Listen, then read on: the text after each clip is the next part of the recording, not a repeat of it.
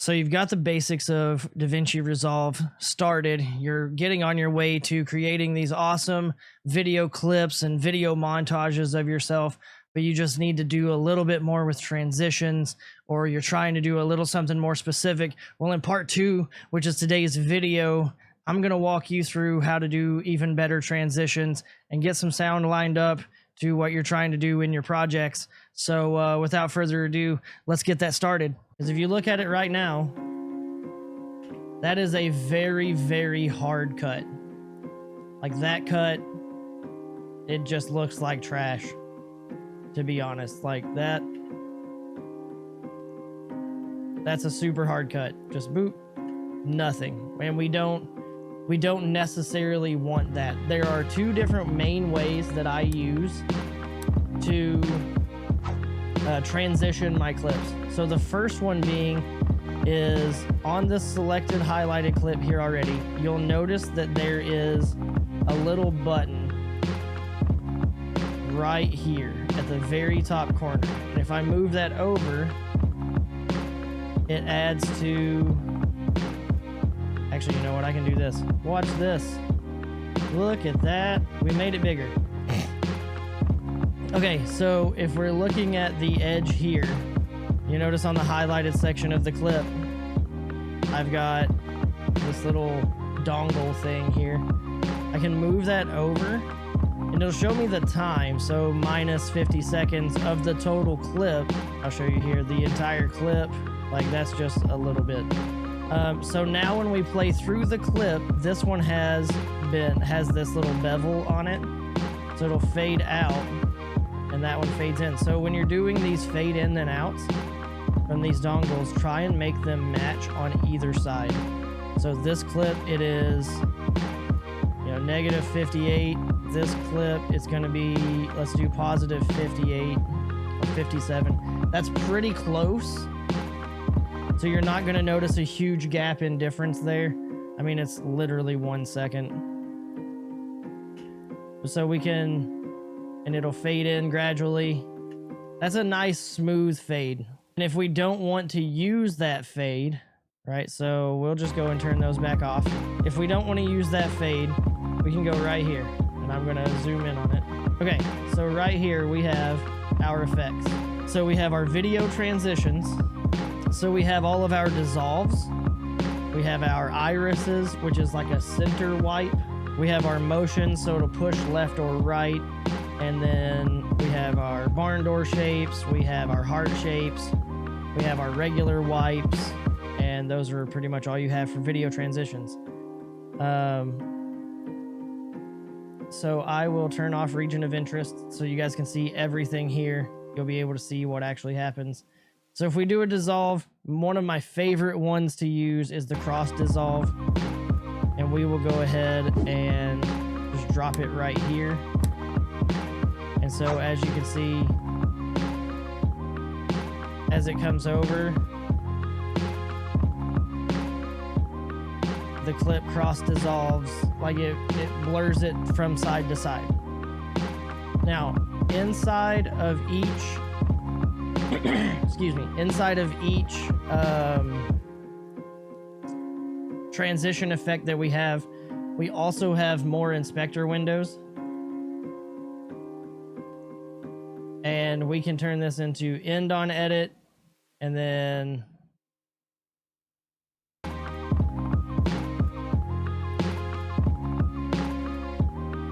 do it 60 frames a second, 1 second. We can change the blur style. We can make it transition where it's eased in.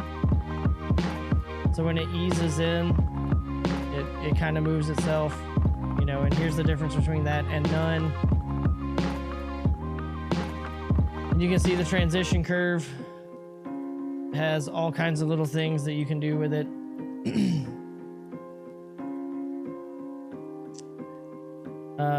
Also, if you would like to, if you hold down the Alt key, your left Alt, and then mouse wheel in, mouse wheel out, you change the zoom in of your actual timeline. So you can see more fine places to cut in the audio And so you can line up those audio moments for, like, let's say music extremely efficiently. I'll give you a demonstration of what an iris looks like. So we'll do an arrow iris. Again, we're cutting the clips. We're placing this. We're just grabbing it with your, you grab it with your left click and pull it directly over to the clip where you want it to be. And so that arrow iris, you can see it literally looks like an arrowhead and cuts out the other transition, or cuts out the other scene and brings in the new transition. Oh, yes. So, I mean, the irises have all kinds of different uses. You know, there's a circular one, which is kind of cool for this, because if you look at it, we can take this and we can move it so that it is directly centered.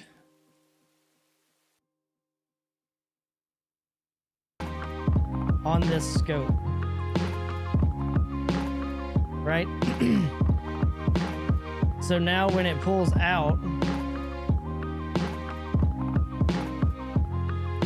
it looks like we actually came in from that scope, which is pretty cool. You know, there's all kinds of little things you can do. Remember, your X is left and right. Your X is left and right. Your Y is up and down.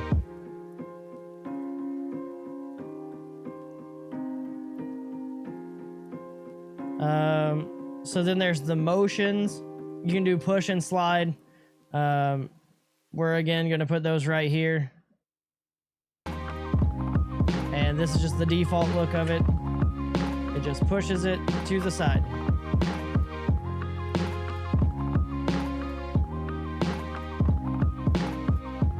I don't know why that's being kind of funky.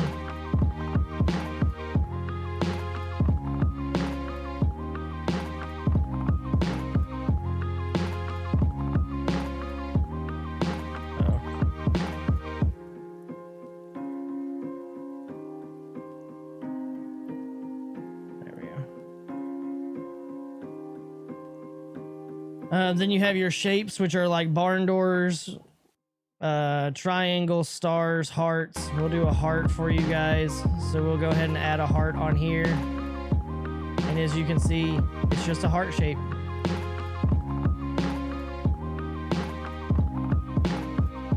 And anytime you want to redo something, you can always Control Z, undo what you just did. If you don't like it, try again. Barn doors are a pretty interesting one to me, honestly, because there's a lot you can do for it. So it opens up to the side there. You can see it just starts to open. But you can take and add a border to it.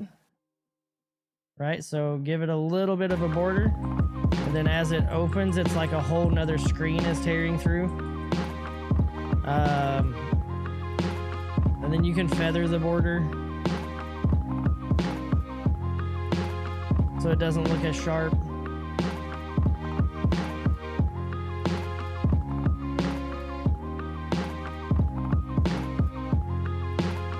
Then you can add, you know, up to 3.5 seconds or whatever. So we do it at 2 seconds, roughly. It gives us a nice slow transition into the rest of that clip. And then we have our wipes.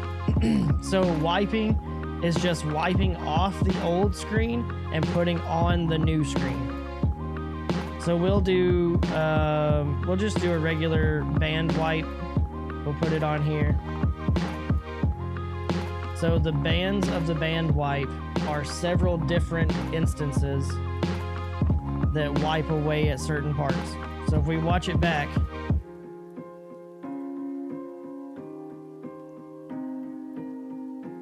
we have the bands that are actually showing right here, here, here, and here.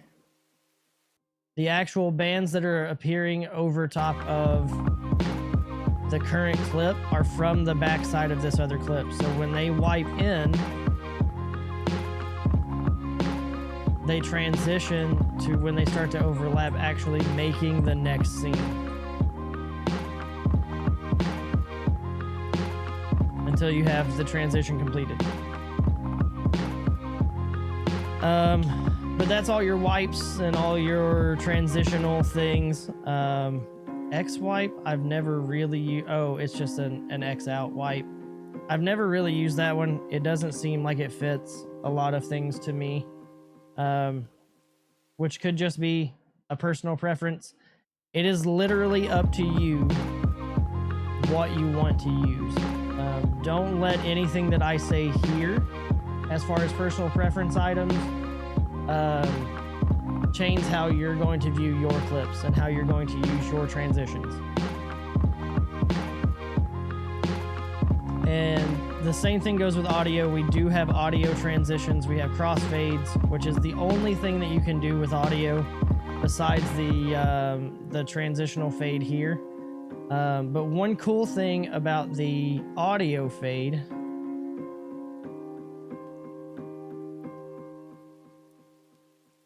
let me bring this back over here.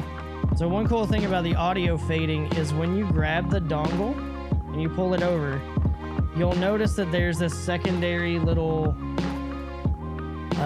like golf ball dongle here.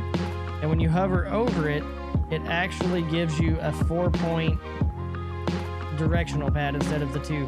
So the 2 is your straight ease in, ease out of audio levels. So if you put that down to 0 or minus 100%, you have muted your clip. 0 decibels is what it was initially recorded at. You can boost audio. You can do several different things from this one window. But if you hover over and you find where you can get the 4-way arrows, you can actually transition the audio to where it has a gradual cut in. So it has a gradual come in. You can make the cut in more gradual, or you can make it even sharper. So you can make it where like the audio comes in and it's really, really like eased on at first and then really ramps out. But that's just some other things you can do with your audio. I can do a whole other class on the Fairlight, tab, which is your actual audio tab. This tab right here gets absolutely insane. What if you want to cut the audio out completely? That is the easiest one. So if we look right here, I am in channel 1, right? Delete track. Delete this track too. So you'll see I'm on video 1, audio 1. So A1 is this audio here. Now, as it plays through, oh, good night, bitch, you can hear that I'm talking. All you have to do is click this M. We have that clip there. I don't necessarily need to hear it, so I'm just going to hit the M. Now, whatever is inside of A1, clip is still playing, but we have no audio. So, on the same hand, if you just have one clip that you don't want to have the audio for, it's like, let's say I don't want the audio for this first one, but I want it for the second one. So let's say I don't want to hear the first clip's audio, so I don't want to hear this audio, and then I do want to hear this second clip. So I can move the audio and the clip into a second channel. So now the first channel is muted, but the second channel is audible.